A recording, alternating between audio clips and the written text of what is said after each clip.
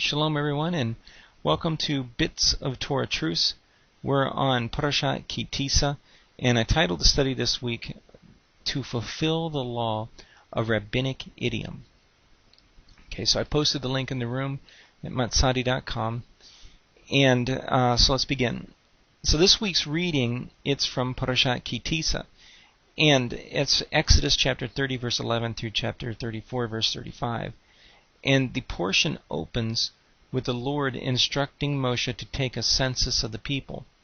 The scriptures say that, and each person is to give a ransom, a half shekel, to the Lord when numbered. Moshe instructs to make the bronze laver and the perfume for incense to be used to make the cloud within the tabernacle. Moshe goes up the mountain Sinai and spends a considerable amount of time on the mountain. The people then ask Aaron to make gods for them to worship. And Aaron took gold from the people, and he makes a golden calf for them to worship. You know, he says, I put the gold, and out popped the calf, right? And the Lord seeks to destroy the people then, and Moshe reminds the Lord of the covenant promises that he had made to Abraham, Isaac, and Jacob in chapter 32 of Exodus. Moshe then descends the mountain and destroys the 2 tablets because of the people's sin. Moshe grinds the golden calf into fine powder, mixes it with water, and causes the children of Israel to drink it. He then instructs the people to dedicate themselves to the Lord as he returns in an attempt to make atonement for their sins. And we find all this in chapter 32 of Exodus. And Moshe asks to be blotted out of the book of life if the Lord will not forgive the people. Moshe asks that the Lord's presence would come with the children of Israel in chapter 33, and he asks to see God's glory. And the Lord shows Moshe his glory and declares who he is: merciful, gracious, slow to anger, loving, and having grace, forgiving iniquity, transgression, and sin for thousands in Exodus chapter 34.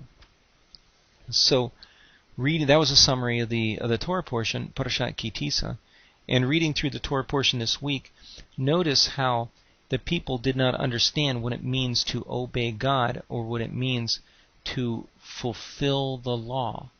And this is one of the major concepts found in the rabbinic literature, is a concept of what it means to fulfill the Torah.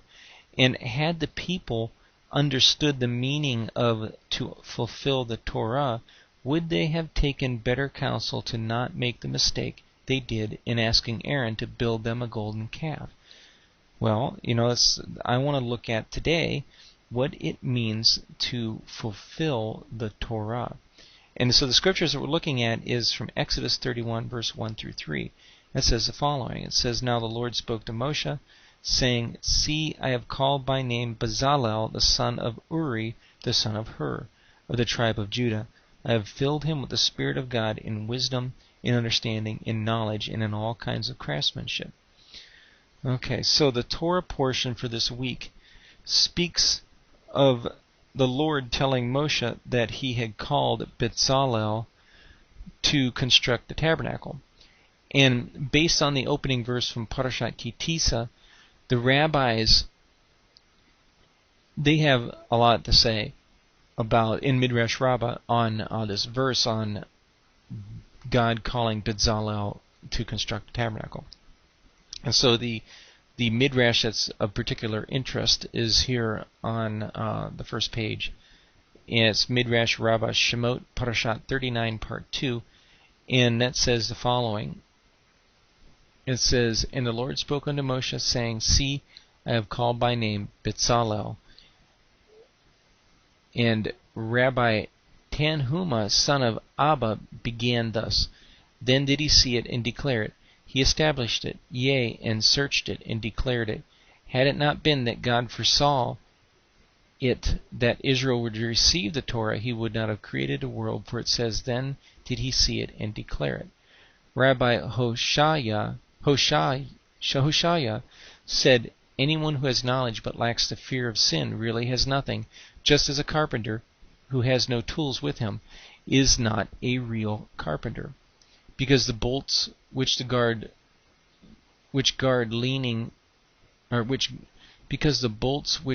learning are not Wait, let me reread this. Okay, let me start over here. Rabbi Hoshaya said, anyone who has knowledge but lacks the fear of sin really has nothing, just as a carpenter who has no tools with him is not a real carpenter, because the bolts which guard learning are the fear of sin, as it says, and the fear of the Lord is its treasure house. Rabbi Johanan said, if one knows the Torah but does not fulfill it, it were better for him that he had not been born, and that the afterbirth in which he lay had been turned over his face. For this reason does it say, and unto man he said, behold, the fear of the Lord, that is wisdom. Rabbi Haya, son of Abba, said, what is the meaning of the fear of the Lord, that is wisdom? God said, I give you a reward in return for your good deeds. The reward being Torah, as it says, and unto man he said, behold, the fear of the Lord, that is wisdom, and to depart from evil is understanding. The second half of the verse means, if you depart from evil, then will I raise men from you who will understand Torah. This we have derived from Jochebed and Miriam, who feared God, as it is written, and it came to pass, because the midwives feared God, that he made them houses. Rabbi Berechiah, in the name of Rabbi Haya, son of Abba, said, the reward of fear is Torah. For the Lord raised up Jochebed, Moshe, who had the distinction of having the Torah ascribed to him, as it says, remember the law of Moses my servant, Malachi 3:22. And also Moshe commanded as a law, Deuteronomy 33:4, as for Miriam, because she departed from evil and from sin, God raised up from her Bezalel, who attained to wisdom and understanding. Hence does it say, see, I have called by name Bezalel, etc. I have filled him with the Spirit of God in wisdom, in understanding, and in knowledge. Okay, so, and that was from Midrash Rabbah Shemot, Parashat 39, Part 2. The Midrash begins by interpreting the scripture that says, see, I have called by name Bezalel, the son of Uri, the son of Hur, the tribe of Judah, from Exodus 31, verse 2. It appears that the rabbis recognize the significance of the name Bezalel. Excuse me. And the name Bezalel means in the shadow of God, which is indicated in the Midrash by the statement, had it not been that God foresaw that it was Israel would receive the Torah, he would not have created the world. The idea is that Israel's acceptance of the Torah was what led the Lord to having created this world as we know it. The important concept being taught here is that one stands in the protection of God, in his shadow, by walking in his ways in the way of God's Torah. And this idea is taken further in the Midrash, indicated by the rabbi's comments that say, Rabbi Johanan said, if one knows the Torah but does not fulfill it, it were better for him that he had not been born, and that the afterbirth in which he lay had been turned over his face. For this reason does it say, and unto man he said, behold, the fear of the Lord, that is wisdom. The illustration that is used of the carpenter who has no tools is parallel to the one who calls himself a child of God and does not walk in God's ways. Rabbi Johanan says that knowing the Torah should be followed by fulfilling it. And the fear of the Lord is also parallel to the one who fulfills Torah.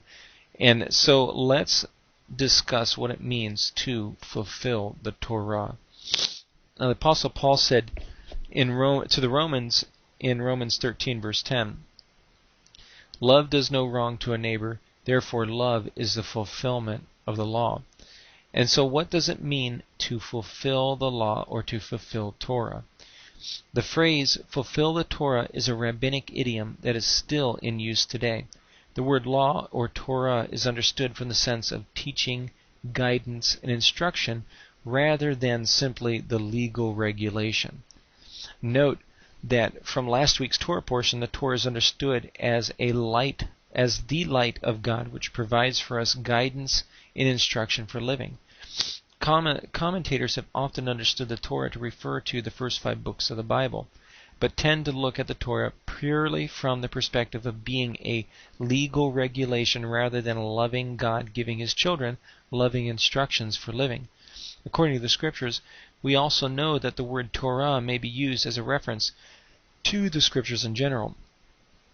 And one example I didn't provide here was that when Yeshua is referring to, he says something about the Torah or your Torah, and the quote that he gives is right out of the Psalms. And I forget, I can't remember if it was in Matthew or John, but I didn't look it up.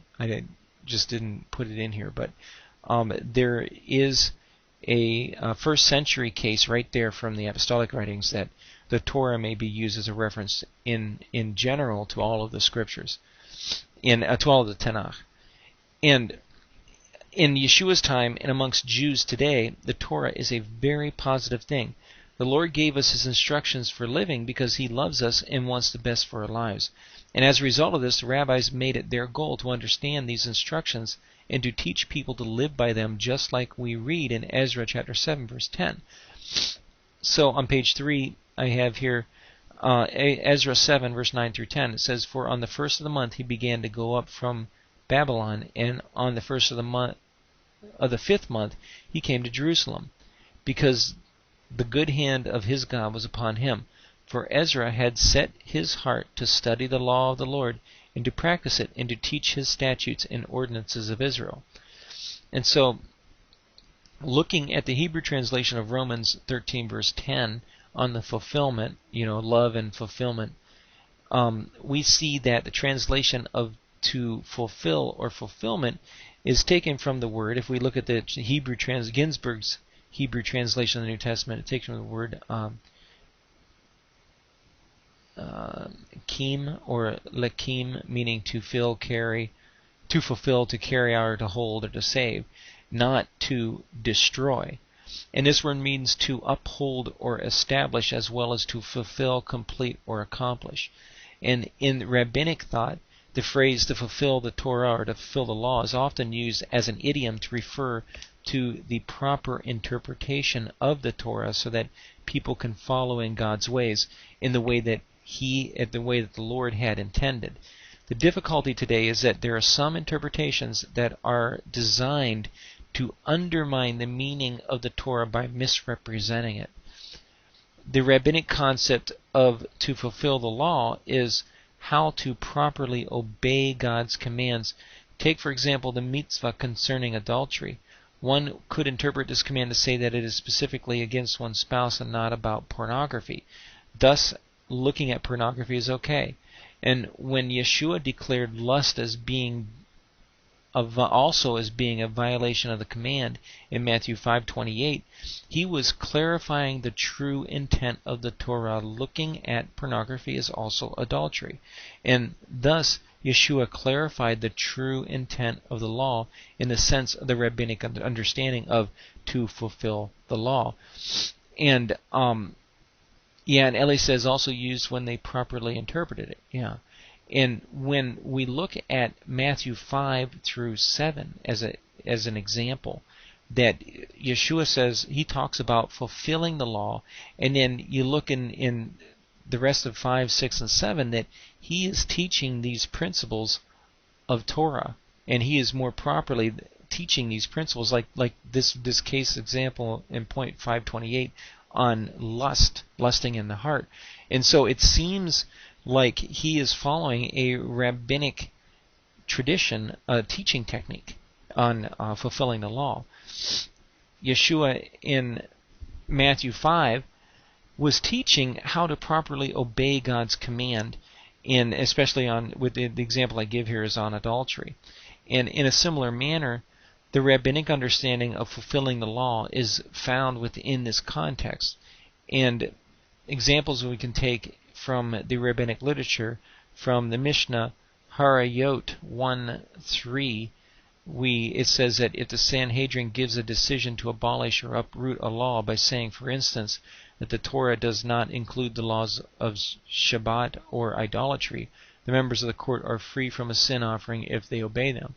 But if the Sanhedrin abolishes only one part of a law but fulfills the other part, they are liable. And in Mishnah Pirkei Avot in 4:14, it says, "Go away to a place of study of the Torah, and do not suppose that it will come to you, For your fellow disciples will fulfill it in your hand, and on your own understanding do not rely. Here, fulfill means to explain and interpret the Scripture.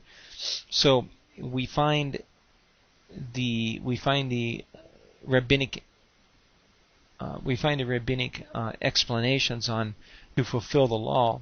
It's the sense of the phrase to fulfill the law is given, which means to carry out a law, or what it means to actually do what it says, what the Torah says.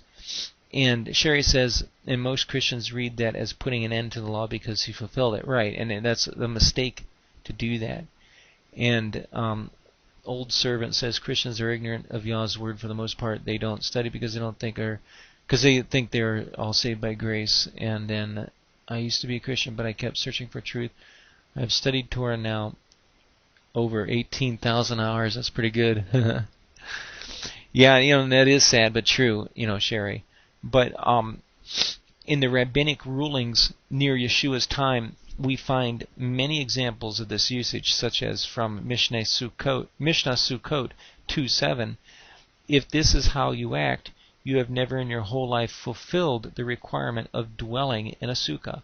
And here one rabbi is criticizing another's interpretation of the Torah, which caused him not to do what it really intends. Teaching that Christians are not obligated to obey the Torah is a gross error. If the apostolic writings are written from the rabbinic point of view, doing what the Torah really intends in fulfillment of the Torah, as opposed to its being destroyed or done away with. And another example may be taken from Mishnah Pirkei Avot 4:9, which reads, "Whoever fulfills the Torah when poor will in the end fulfill it in wealth. Whoever treats the Torah as nothing when he is wealthy in the end will treat it as nothing in poverty."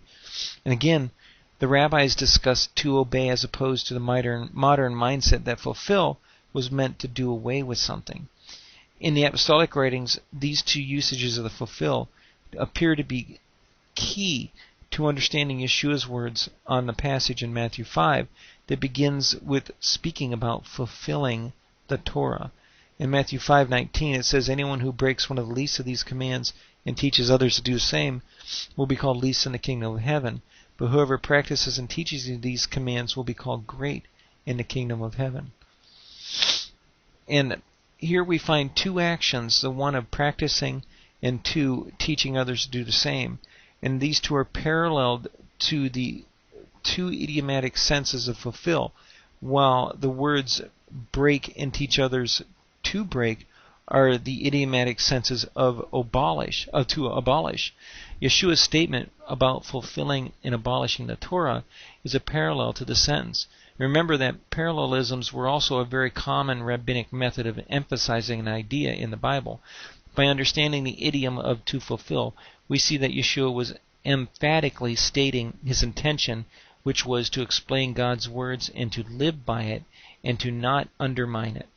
And based upon this analysis, to teach the Torah that the Torah is abolished or done away with is to undermine the true meaning of God's word.